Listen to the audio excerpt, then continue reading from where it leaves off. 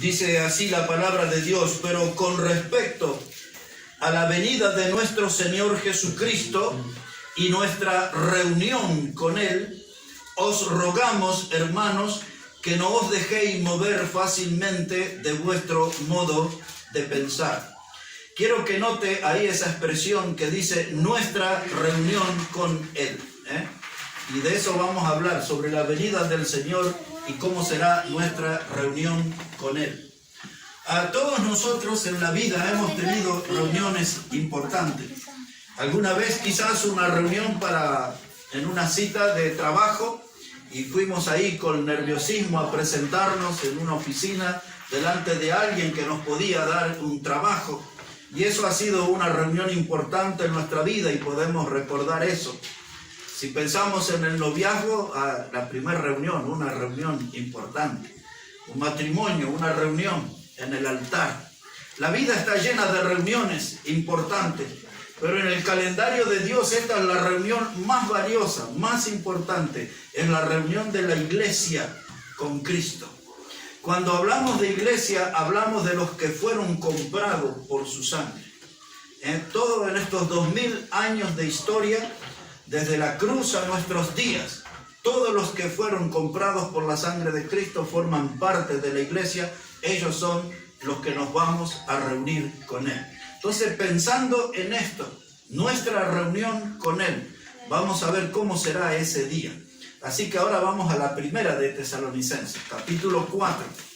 Esto es lo que leímos algo el sábado anterior, versículo 13. Primera Tesalonicenses 4:13. Dice: porque si creemos que Jesús murió y resucitó, así también traerá Dios con Jesús a los que durmieron en Él. Por lo cual os decimos esto en palabra del Señor, que nosotros que vivimos, que habremos quedado hasta la venida del Señor, no precederemos a los que durmieron. Porque el Señor mismo, con voz de mando, con voz de arcángel y con trompeta de Dios, descenderá del cielo, y los muertos en Cristo resucitarán primero. Luego nosotros, los que vivimos, los que hayamos quedado, seremos arrebatados juntamente con ellos en las nubes, para recibir al Señor en el aire, y así estaremos siempre con el Señor. Por tanto, alentaos los unos a los otros con estas palabras. Comienzo por el final. Cuando hablamos de la venida del Señor, este es un mensaje de aliento. Dice Pablo: cada vez que hablen ustedes acerca del regreso de Jesucristo, eso no es para deprimirse, para desalentarse, es para animarse en el corazón. Dice: alentaos los unos a los otros con estas palabras. En los primeros tiempos, los cristianos se saludaban. Así nosotros acostumbramos a decir qué tal, cómo le va, cómo está, ¿no? Los primeros cristianos usaban una palabra, que era la palabra maranata. Esa era una palabra de lengua aramea. Y esa palabra quiere decir Cristo viene y viene pronto.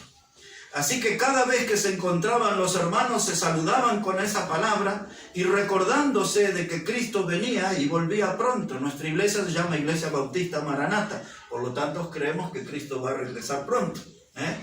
Así que dice ahora el versículo 13 que Pablo no quiere que haya un lugar para la ignorancia espiritual.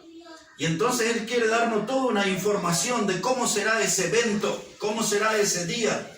Y dice ahí en ese versículo 13 que el Señor va a traer con Él a los que durmieron en Él. Es decir, todos los que han muerto creyendo en el Señor aquel día, cuando suene la trompeta, Cristo venga en las nubes, entonces Él traerá con Él a los que durmieron en Él. La Biblia enseña, dice, ausentes en el cuerpo, presentes en el espíritu con el Señor. Cuando nosotros salimos de esta vida, pasamos a estar ausentes en el cuerpo, pero presentes en el espíritu con el Señor. Y ahí traerá el Señor a los que durmieron en Él.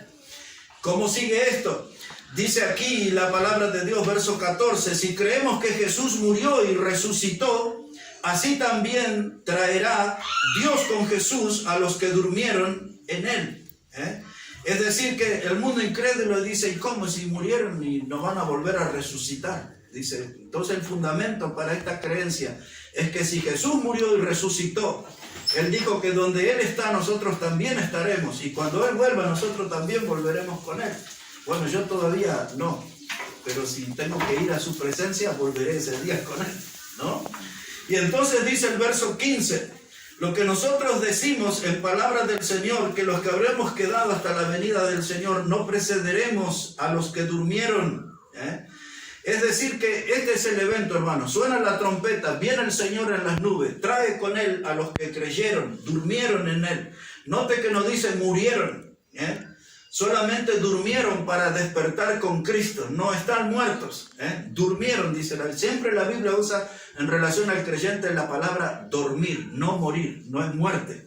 Cuando ustedes leen el Salmo 23, ese pasaje tan conocido, dice, aunque yo ande en valles de sombra de muerte. No dice valle de muerte, dice valle de sombra de muerte. Porque el creyente lo que le alcanza es la sombra de la muerte, no la muerte. ¿Entienden? Si yo muriera, lo que es el concepto del mundo, si yo muriera hoy, lo que a mí me toca es la sombra de la muerte, no la muerte. Porque yo parto de esta vida para despertar con Cristo. Vamos adelante aquí. Dice que Él traerá los que durmieron en Él. Dice, y luego los que habremos quedado no precederemos a los que durmieron. ¿Qué quiere decir eso? Si el Señor viniera hoy, así en ese mismo momento, cuando Él viene con los que durmieron en Él, nosotros que estamos vivos, nos vamos con Él, todos juntos, es un encuentro. Y por primera vez, el Señor se va a encontrar con toda la iglesia reunida, la que Él compró con su sangre, por todo aquello que Él murió. Y ahora dice así, observe esto, que esto es muy importante. Verso 16, dice que Él vendrá con voz de mando y con voz de arcángel y con trompeta de Dios, y descenderá del cielo, y los muertos en Cristo resucitarán primero. Luego nosotros, los que vivimos, los que hayamos quedado, seremos arrebatados juntamente con ellos en las nubes. Ahora dice que el Señor vendrá con voz de mando. Tenemos que imaginar esa voz. En nuestra vida conocemos ahí a un general del ejército frente a su tropa, dando al general las órdenes. Nadie se le resiste, todos obedecen al general. Un capitán en un barco da las órdenes, tiene su voz de mando. No hay ningún marinero que se opone, todos obedecen. El Señor vendrá con una voz que es toda una autoridad en el cielo. Por eso Él dice con voz de arcángel. Es decir, que cuando Dios creó a los ángeles, los hizo para diferentes funciones. El ángel, estaba el querubín, estaba el serafín, estaba el arcángel, entre los que nosotros conocemos a alguien con el nombre de Miguel, el arcángel Miguel. Ahora, Él vendrá con esa voz de autoridad, con la voz de arcángel, y dice, y con trompetas de Dios. Y esto es muy importante. ¿Por qué la Biblia usa ese término, trompetas de Dios? En los eventos más importantes de la historia bíblica se utilizó la trompeta. En el desierto, cuando Dios quiso darle el mensaje al pueblo por medio de Moisés y Aarón, eran convocados a la puerta del tabernáculo en el desierto con trompeta. Sonaba la trompeta y el pueblo sabía que Dios iba a hablar a través de Moisés y de Aarón. Tenemos un libro en la Biblia que se llama Nehemías. Nehemías en el capítulo 4 habla de todas las mujeres y los hombres trabajando en el muro de Jerusalén. Y dice Nehemías, dice, donde suena la trompeta, reuníos, porque allí Jehová peleará por vosotros. Cuando Gedeón levantó a sus 300 hombres para pelear contra los madianitas, un ejército sumamente numeroso, allí sonó la trompeta también. Y la gente gritó por la espada de Jehová y la espada de Gedeón. Y ahí se usó trompeta. Cuando dieron vuelta en los muros de Jericó y aquellos muros se derribaron, ahí sonó lo que los judíos le llaman el sofar. Es un cuerno largo. Y eso es lo que se traduce también como la palabra trompeta. Va a ser eso, un sofar, una trompeta. El Señor vendrá, la trompeta sonará. Y este sonido solamente será oído por los creyentes. Por eso hay muchos que se burlan diciendo, hablan de un rapto secreto. Y no se trata de eso, porque el rapto, la ida de la iglesia con Cristo va a ser sumamente notoria en el mundo. Imaginen ustedes un hombre, un piloto de avión, hijo de Dios, manejando, y de pronto, ¿y quién va a manejar ese avión? ¿Habrá tiempo de poner el piloto automático? Una carretera, alguien que maneja un camión, un auto. Mire, en el mundo va a suceder muchas cosas. Y gente va a desaparecer, mozos preocupados en el restaurante, se fue sin pagar, ¿dónde está? Imaginen ustedes lo que va a ser, ¿no? Entonces, aquí muchos se dicen, pero yo, porque hay algunos grupos religiosos que dicen, si usted no hace ayuno, si usted no diezma, si usted no hace esto, eso no se va a ir con el Señor. Jamás la Biblia habla de eso. Nunca la Biblia dice que de mi asistencia a la iglesia, de mi diezmo o de cosas que yo pueda hacer me involucran en el rapto, no.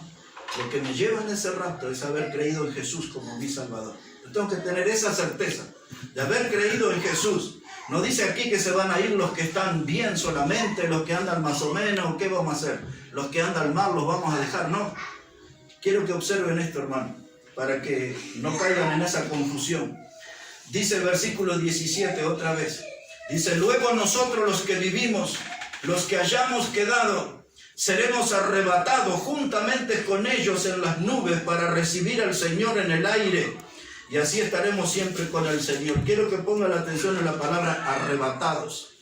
Esa palabra arrebatado del idioma griego, como fue escrito acá, habla de ser arrancados de la tierra con un poder divino.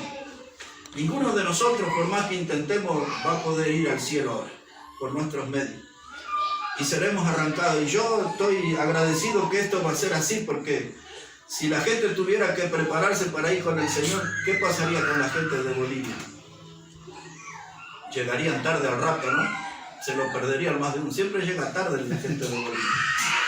Pero menos mal que no depende de cómo es nuestra conducta. El Señor viene y arranca.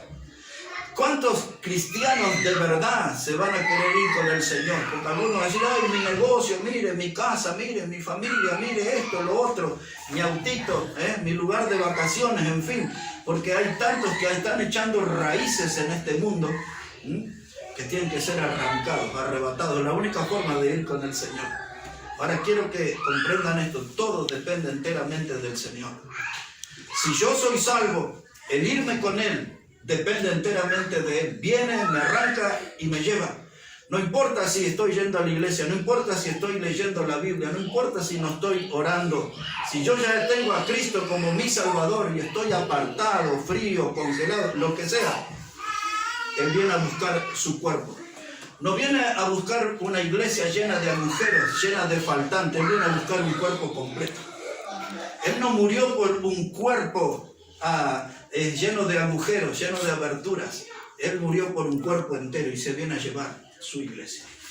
Ese vamos a hablar otro día, Pero yo sé que yo me voy a ir con Él porque Él es mi Salvador y Él va a venir a buscar al que compró con su sangre preciosa. Muchos predicadores usan este tema para ejercer temor en la gente. Y si usted tiene que estar bien con el Señor, si no se va a quedar. Si yo ya estoy en Cristo, lo hemos cantado recién en esa alabanza, Aquellos que están en Cristo no tienen nada que temer. Ahora, un segundo pasaje en 1 Corintios capítulo 15. El tema es sumamente extenso. Yo le voy a dar 2 o 3 pasajes nada más. Aquí en, ¿qué le dije?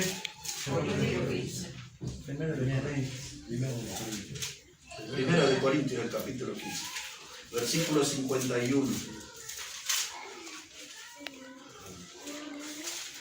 Mire cómo dice la palabra aquí. Primera de Corintios 15, verso 51. Dice, he aquí os digo un misterio. No todos dormiremos, pero todos seremos transformados.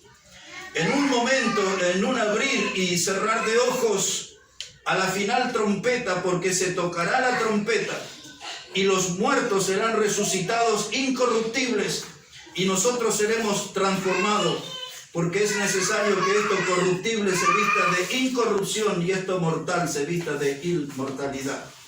Lo primero que dice el verso 51, dice Pablo, yo les digo un misterio. Un misterio es algo escondido, algo que quedó desconocido. Y lo que él va a contar fue algo que en el Antiguo Testamento no se sabía. ¿Y qué es el misterio? Dice, no todos dormiremos. Es decir, que mucha gente saldrá de esta vida sin morir. La gente del Antiguo Testamento tenía un ejemplo en un hombre que se llamaba Enoc. La historia de él es breve pero impactante. Está en Génesis 5, 22 a 24. Y en esos 3 versículos 2 veces dice, Enoc caminó con Dios. Enoc vivió en la generación antes que Noé. Y toda aquella generación estaba podrida literalmente. Una generación llena de inmoralidades, de maldades, de violencia. Y por eso Dios decidió enviar el juicio. Pero Enoc decidió caminar con Dios. Y luego nos enteramos en el Nuevo Testamento, dice Hebreos el capítulo 11 y los versículos 5 y 6 habla de Enoc y dice, Enoc fue traspuesto para no ver muerte. El segundo hombre en el Antiguo Testamento que no murió se llamaba Elías. Fue uno de los grandes predicadores de la historia de Israel. Y él fue arrebatado en un torbellino y fue llevado por Dios. La gente tenía esa información, pero no sabía que miles y miles y millones podemos hablar, dice Pablo, no todos dormiremos. Y ese es el misterio que quiero darle, dice, pero todos los que van a participar de este evento necesitan ser transformados. Y entonces él hace aquí un juego de palabras un poco difícil, pero lo vamos a entender bien.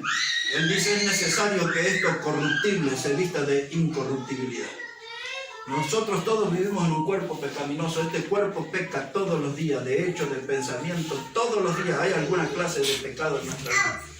Por eso la Biblia puso a nuestra disposición la sangre de Cristo y la Biblia dice que si confesamos nuestros pecados, Él es fiel para limpiarnos de toda maldad. Este cuerpo necesita higienizarse todos los días, limpiarse todos los días. Y entonces dice Pablo, es necesario que esto corruptible, esto que está contaminado por el pecado, afectado por el pecado, se vista de incorruptibilidad. ¿Cuándo vamos a ser incorruptibles? Cuando estemos delante del Señor, porque seremos semejantes a Él en gloria. Allí no hay lugar más para el pecado, nunca más vamos a pecar, porque cuando estemos delante de Él, nuestro cuerpo será transformado. La palabra exacta es glorificado, un cuerpo igual al del Señor, sin pecado. Y ahora, dice que esto sucederá en un momento. Los otros días les dije, la palabra momento es la palabra griega, de donde nosotros tomamos la palabra átomo. Y si bien ahora los científicos han dividido el átomo, el núcleo y no sé cuántas partes más, aquí en la Biblia la palabra átomo significa un momento indivisible. Eso será así. Por eso dice abrir y cerrar de ojos, no como los santiagueños que demoran, ¿no? Así, rapidito será eso. Nadie tendrá tiempo de agarrar nada, ni de tomar nada, nada. Y ahora lo que es importante, dice que el encuentro es en el aire. Porque hay mucha gente que dice, Cristo vendrá y va a poner su reino. No, Él va a venir por su iglesia. Cuando venga en relación a la nación de Israel, va a venir y va a poner sus pies en el monte de los olivos. Pero cuando Él venga a buscar a su iglesia, el encuentro es en el aire, lo que leíamos en Tesalonicenses. Y dice, y estaremos por siempre con Él. Así que aquí ya tenemos las primeras evidencias de cómo será nuestra reunión con Él. Como les dije que el tema es sumamente amplio, pero yo quiero terminar hablando de ¿y qué con nuestra vida? ¿Qué para los que están bien? ¿Qué para los que están más o menos? ¿Y qué para los que están en mala comunión con el Señor? O en mala relación con el Señor. ¿Qué con nosotros? Entonces les voy a leer en Primera de Juan, capítulo 2, casi al final de la Biblia, antes de Apocalipsis, ahí tiene las cartas de Juan. Y en el capítulo 2,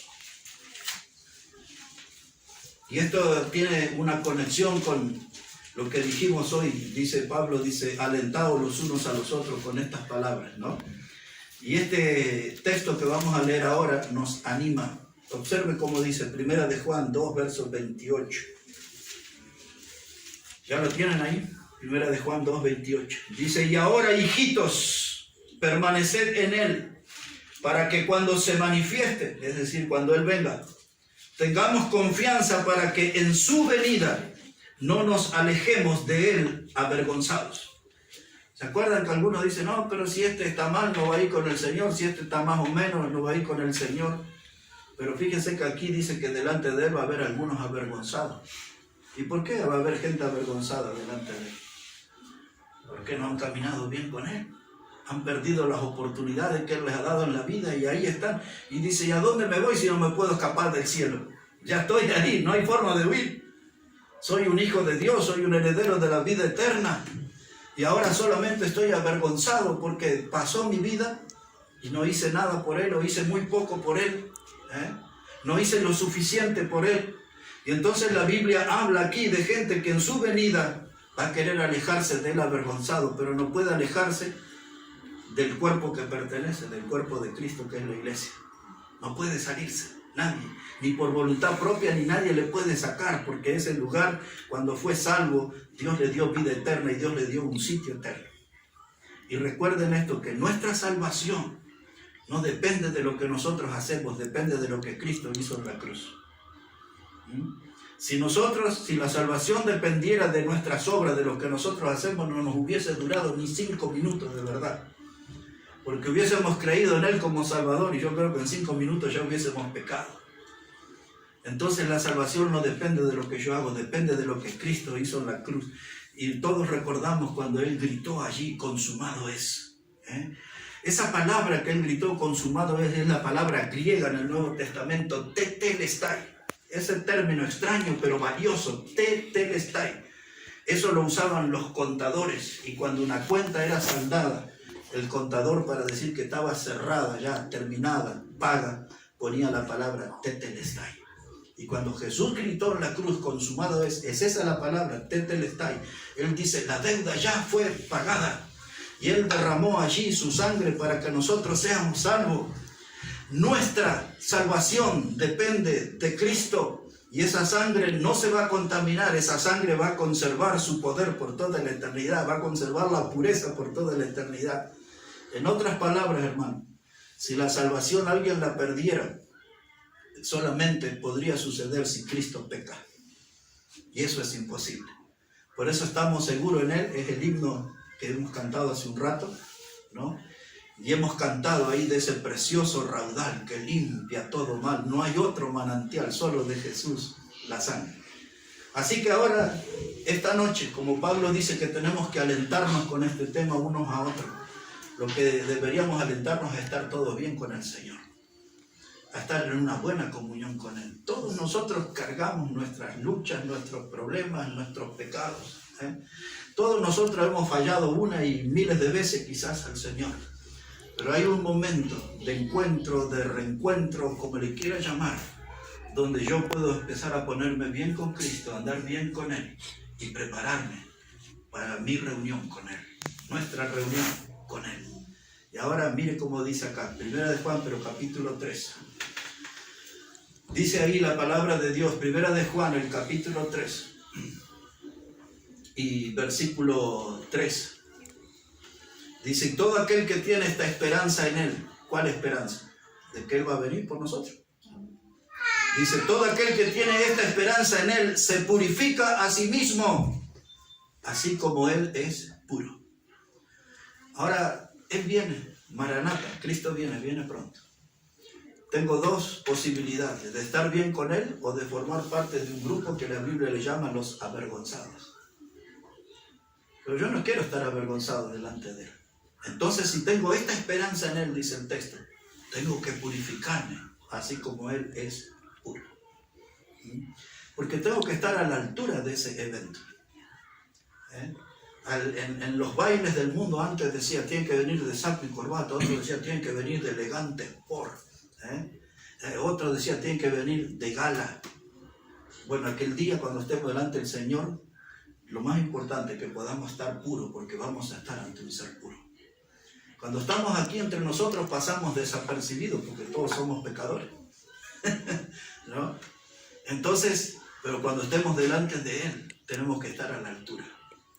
Cuando hablamos de la venida del Señor, hay una palabra en el idioma griego. Yo cito el griego porque todo el Nuevo Testamento fue escrito en idioma griego. Y la palabra que se usa es la palabra parousia. Cuando se habla de la venida del Señor, se usa ese término, parousia. Y ese término se utilizaba cuando venía un rey de conquistar en el campo de batalla y venía en un caballo blanco y entraba a la ciudad. A eso se le llamaba parousia. Entonces toda la gente que estaba delante de él, al lado de él o cerca de él, Y aquel día nosotros vamos a estar en esa parousia, al lado del Salvador, cerca del Salvador, frente a nuestro Salvador.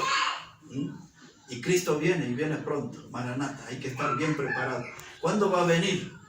Y ese ya va a ser el final del mensaje. Pero el tema es mucho más. Pero quizás esto sea bastante para una noche. En el libro de Apocalipsis, capítulo 22, ahí vamos a terminar. En el último capítulo de la Biblia. Apocalipsis, el capítulo 22. Leemos allí 3 versículos, vamos a leer. El primero de ellos es el 7. Apocalipsis, el capítulo 22 y el versículo 7.